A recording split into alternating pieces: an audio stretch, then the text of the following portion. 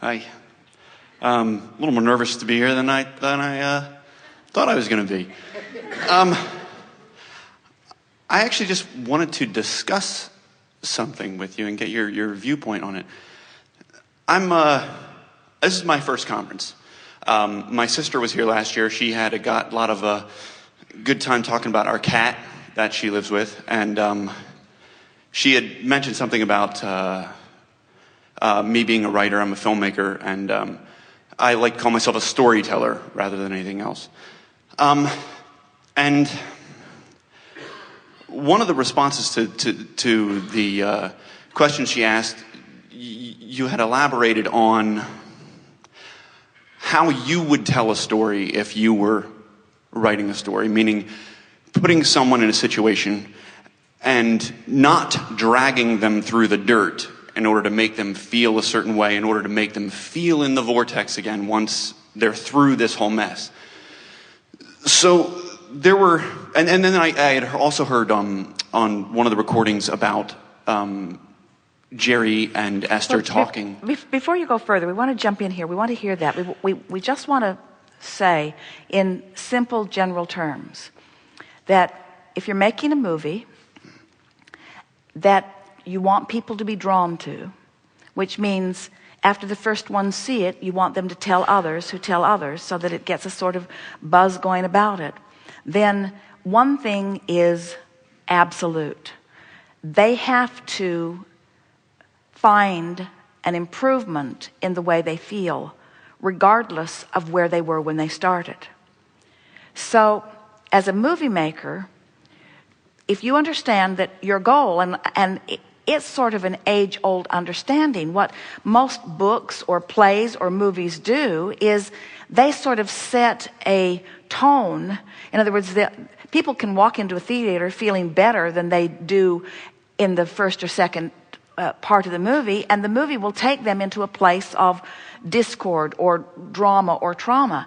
But then if the movie brings them to at least as good a feeling place as they had when they walked in, or even better, to a better feeling place than they found when they walked in, then the movie is sort of enticing to the person who has seen it.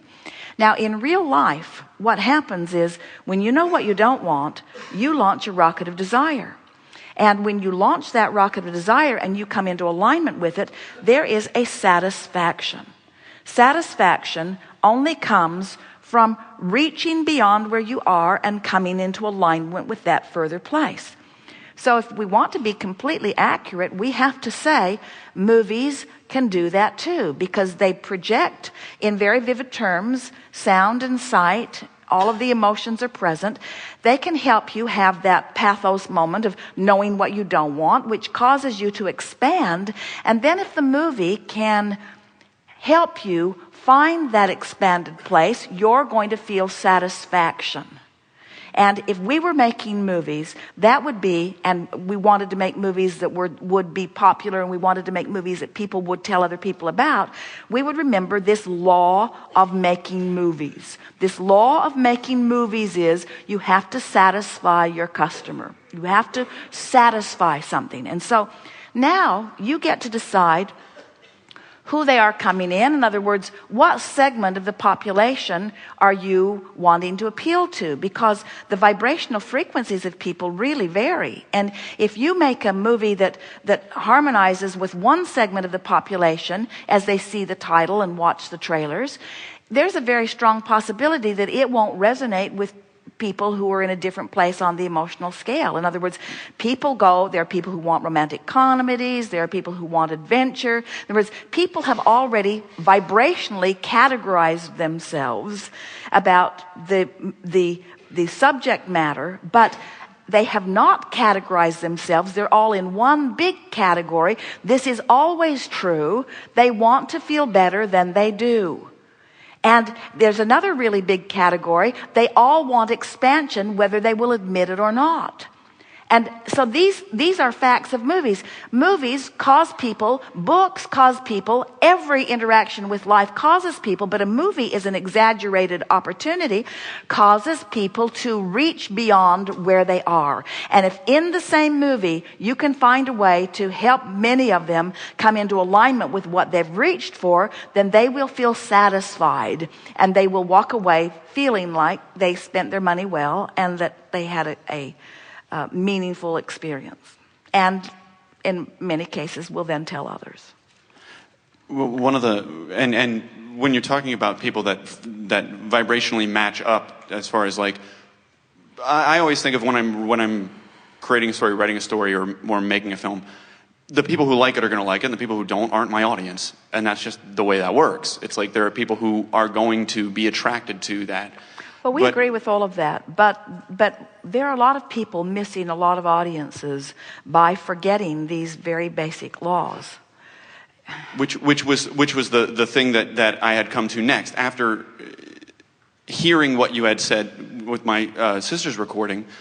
The thing that occurred to me was, I look at all these screenwriting books, and you kind of learn by figuring things out and going along, and I'm like, I want to tell a story that is better. And in wanting to tell a story that's better, I start to look at the telling of, and reading your work and listening to your recordings, I go, it starts with when a character hits a step one in a story. Well, everything is that way, and once you know that, then you cannot help but make an authentic movie. Right. When Esther watches movies, she always asks us to watch with her, and her question always is this vibrationally accurate? And most movies are not. They are not vibrationally accurate. Exactly. And so that's why, and therefore you cannot have any real set. You can be entertained, but you can't have any true vibrational movement because it hasn't been authentic. It defies the laws of, in other words, they'll show some very cheerful, tuned in, tapped in, turned on person that something awful happens to. That violates law of attraction on every level and makes people therefore feel irrationally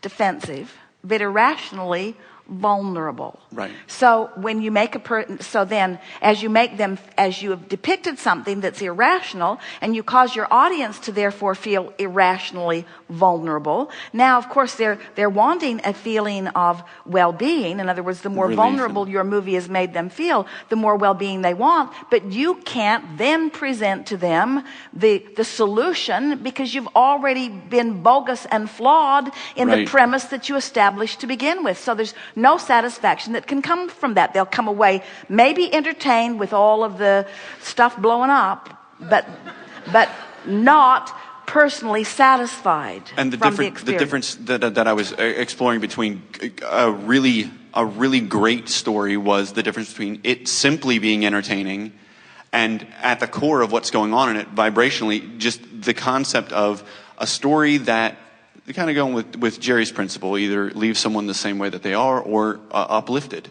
but never diminished.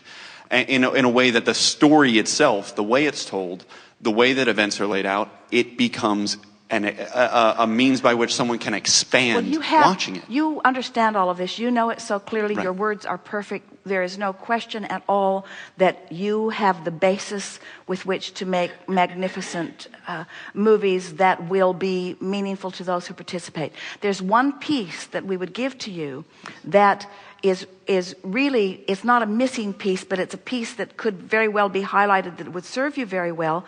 Find a story that turns you on and tell it. And don't try to factor in how you think your audience will respond to it. Because if you find something that rings your bells, and as you write it, it rings your bells, and as it unfolds, it rings your bells, and as you shoot it, it rings your bells, and as you edit it, it rings your bells.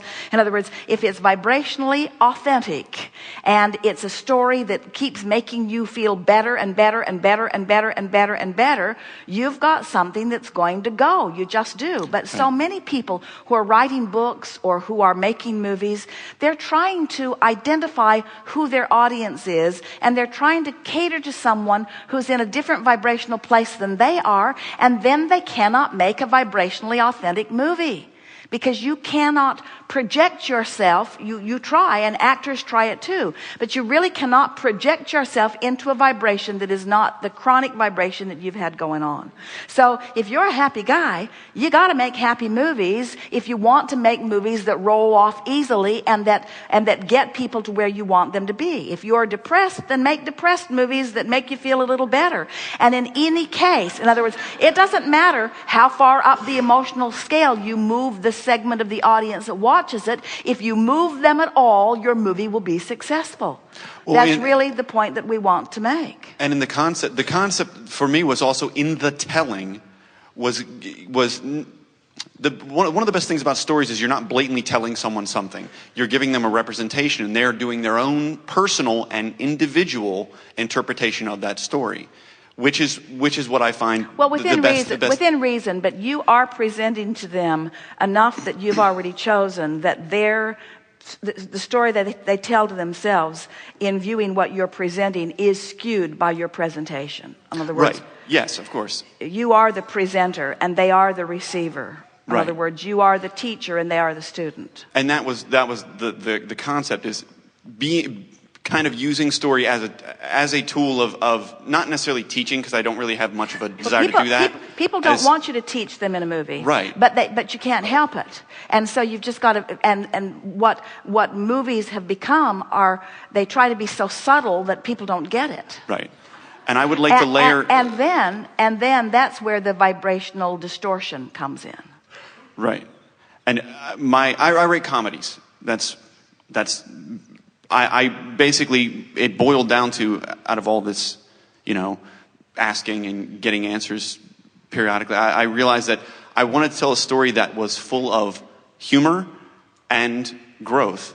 Because in those, relief is one of the things that I think I personally have struggled with the most. Whenever I run into a problem, I always beat myself up more than anybody else.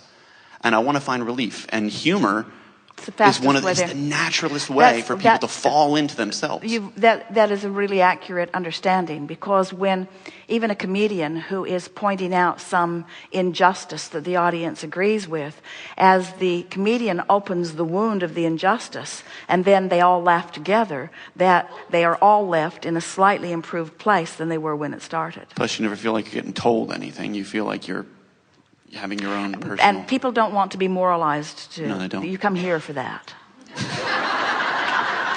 But even here, you will never hear us telling us what you should think. All we're doing is guiding you to the larger part of you so that you can find the resonance with who you have become.